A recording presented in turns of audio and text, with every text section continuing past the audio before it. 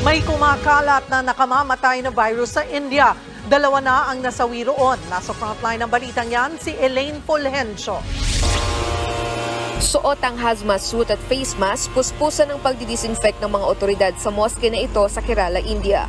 Kasunod ito ng pagkamatay ng 2 tao matapos magpositibo sa Nipah virus. Ito ay isang viral infection na naikakalat sa pagitan ng tao at hayop, partikular ang paniki. Dahil sa banta ng virus, ipinasara ng ilang paaralan at opisina sa lugar.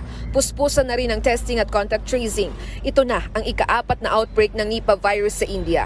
Una itong naitala noong 2018 at sinundan noong 2019 at 2021. Na-detect na rin ang virus sa Bangladesh noong 2001. Dito sa Pilipinas, 2014 unang nakapagtala ng kaso ng Nipah virus. Isa lang ang nakumpirmang nagpositibo na taga Sultan Kudarat. Pero may 17 suspect cases. 8 sa kanila gumaling habang 9 ang nasawi. Simula noon, wala pa ulit na itatalang kaso sa bansa. Pero ano nga bang Nipah virus at saan ito nagmula? Ayon kay infectious diseases expert Dr. Ron Chinsolante, ang Nipah virus ay unang na-detect sa Malaysia noong 1998. Dala ito ng fruit bat o paniki. Bukod sa direct contact sa mga paniki at baboy, posible ring makuha ang virus sa mga pagkain na kontaminado ng hayop na may virus.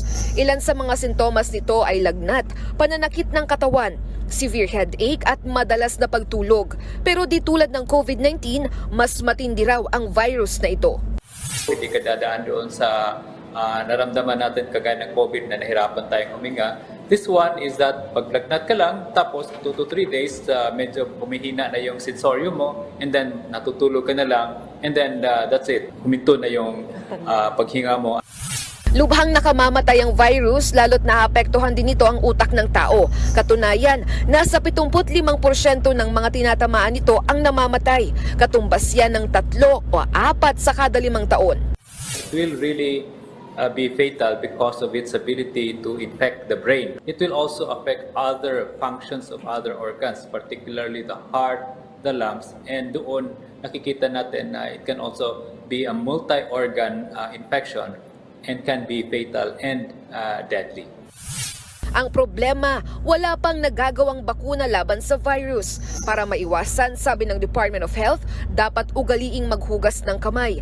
Iwasan ang direct contact sa may sakit na paniki o baboy, pati ang mga lugar na pinamumugaran ng paniki.